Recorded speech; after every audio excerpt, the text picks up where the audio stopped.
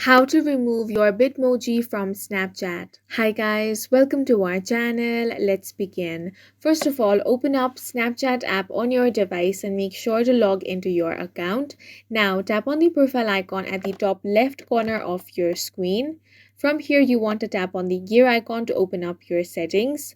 On your settings, you will have the option of Bitmoji. Scroll down a bit and find that option and tap on it. Here, you will find several options such as change my outfit, edit my Bitmoji, or choose a selfie.